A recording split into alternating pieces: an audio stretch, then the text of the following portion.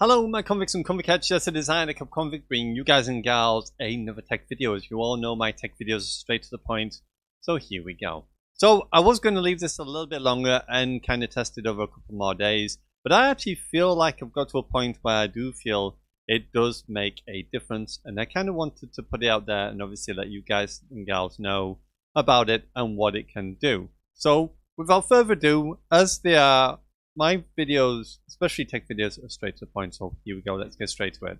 So what I'm going to do is I'm going to write these down in the description, so they're going to be easy to find and easy to get to, and they're very simple to do as long as you follow along and listen to what I'm telling you. So follow me step by step and you won't go wrong. You won't have any issues, you won't have any problems, okay? So if you're on Windows 10 Professional, which you can check on here, by going up here and then putting in the version by putting WinVer in here and then pressing enter, it'll actually tell you what Windows you're on. Now I'm on Windows 10. You want to be on Windows 10. If you're not on Windows 10, you may have to do it as a Regedit, and I've double checked into it, and there's been a couple of people that have also suggested about the Regedit one as well. So if you're not on Windows 10 Pro, that's okay, you can still do it, but you have to do it through the Regedit instead. What I've done it on both myself, so I would probably recommend, even if you're on Windows 10 Pro, doing it on both and doing it that way. So all you need to do is go to run, and you want to put in the words gpedit.msc, so gpedit.msc. Again, like I said, it'll be in the description. You click on that, or you'll copy and paste it, and then you press OK. And then what that will do then is it'll bring up this menu here. That'll give you this window.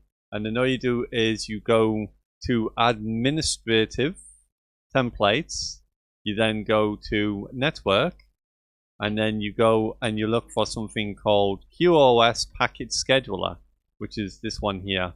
And then when you click on it, you'll then get these different things here. The one you want to be looking for is one that says limit reserve bandwidth. That's the one that you want to find. Now, let me read a bit about what it does, and this will give you an idea to why I'm explaining this today and why I think it's good to do this. This basically determines the percentage of connection bandwidth that the system can reserve. So basically, when you start up your PC will instantly take away so much bandwidth from your computer, and it will reserve it for the programs I'm running on the system. It can take up to, by default, the scheduler limits the system to 80% of bandwidth. So it basically takes, obviously gives you 80. It can limit up to, it says, to 80% of bandwidth. So it could probably even go up to 80% of bandwidth. So what this basically means is that the system at any time could take 80% of bandwidth just to do what it needs to do for its own systems and stuff. And do you really want to be playing games or downloading stuff and then instantly having 80% taken away from you from the system because maybe Microsoft are doing their usual checks, checking your Windows and stuff and things like that? No, we don't really want that to happen, do we? So what you need to do then is go here and double click on limit reserve bandwidth. And then when you want to do, it'll be under non-configured for yourselves. You want to click enabled, and then you also want to go here, and then this is the bandwidth limit. Now I've got it down and I've set it to 0, so it means that the system will take 0 and reserve bandwidth from me. It won't take any bandwidth at all. It won't allow it.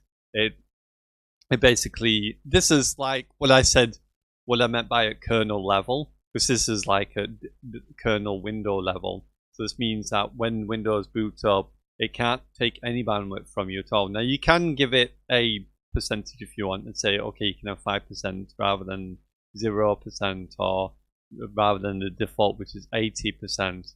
And you can choose whatever you want. Now I'm going to leave mine at 0. You choose whatever you want yours to be at. Like I said, all this doing is determines the percentage of connection bandwidth that the system can reserve.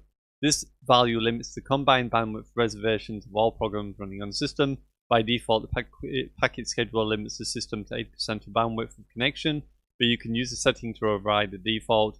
If you enable the setting, you can use a bandwidth limit box to adjust the amount of bandwidth the system can reserve. If you disable the setting or do not configure it, the system uses the default value of 80% of the connection.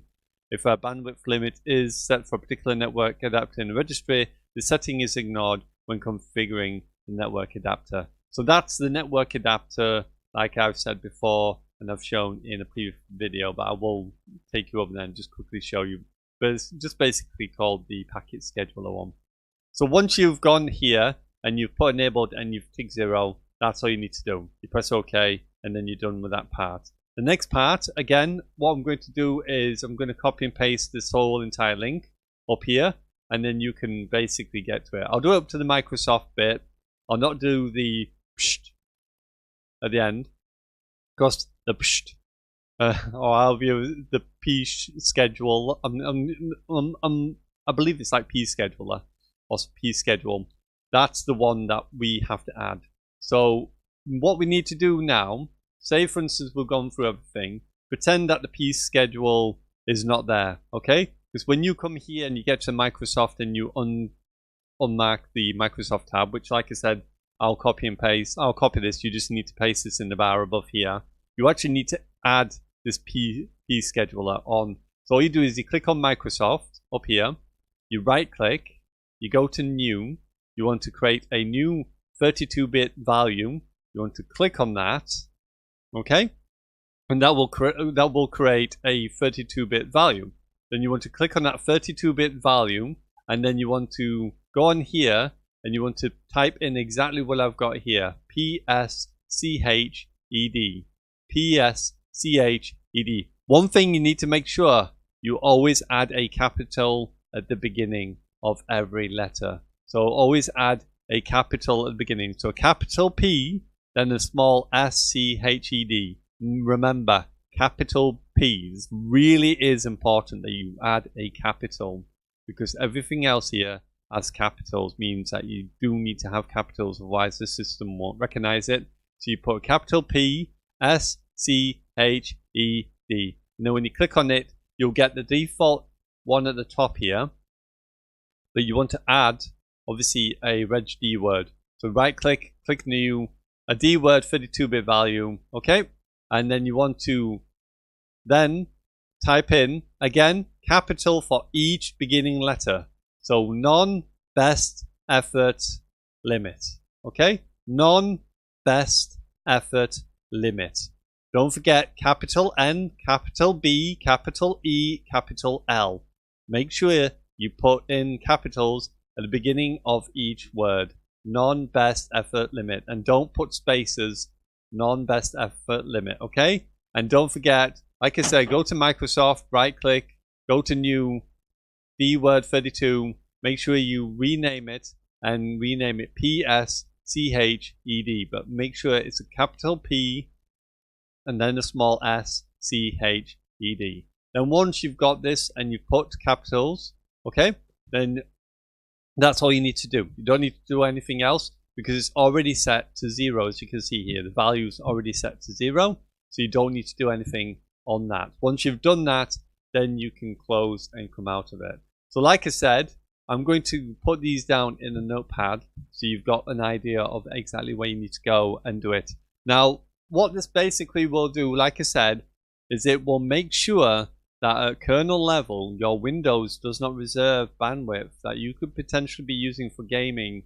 And obviously, if it's having checks done or Microsoft is doing something, it won't drag up to 80% of your bandwidth away from your gaming. If you've ever played Steam and you've ever seen those valleys where it does like a big V, generally that's because your system's doing checks and stuff, and there'll be certain programs that Windows deems necessary to physically do this. You don't want it to do it. You want to have control over your whole entire system and know that what you're doing is what's happening and nothing is taking bandwidth. And I've been doing this for a little bit now, for a couple of days, and it really does make a huge difference to when you're playing, because it actually, you won't get as many problems with getting into gunfights and dying to people because somehow someone shot you and it didn't register and so on and so forth.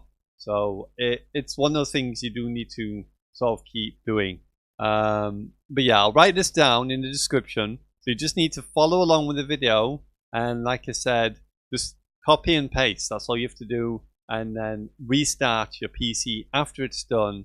Make sure you do restart. And make sure, like I said, when you go here, that in the registry editor, your capital at the first letter is a capital, okay? And make sure the first letter on each one of these is capitals and there's no spaces in between. So capital P, S, C, H, D, okay? And then when you click on that, that'll bring up these. And then the default one, leave that alone as it is. Make another, right click, Dword 32, okay? And then make sure you capital N for none, capital B for best, capital E for effort, and capital L for limit. And leave that as it is because it will automatically show you up as all zeros. It should be all zeros. That's what it will appear as, and that will fix it. And there you go. You'll not have no more problems. So as you can hear, Rio's with me as well. But hopefully that will sort it out and fix it for you. So definitely try it out. It definitely does make a big difference, and it will definitely improve those instances where you're shooting someone and you go, "I've just shot him 7 times. How did I just die now?" Because I shot him 7 times, but yeah, he still wins that fight. Obviously, there's still going to be some inconsistencies where that's going to happen because it's Activision, but it will definitely improve in a lot of scenarios. And I've felt it where I've had those situations where I'm like, I'll just be that guy, and that guy shot me first. But yeah, I managed to win that fight. Anyway, it is Convict signing out. As always, I salute you, my convicts, convict heads. Hopefully enjoy. Don't forget, everything will be in the description below. And yeah, bye for now.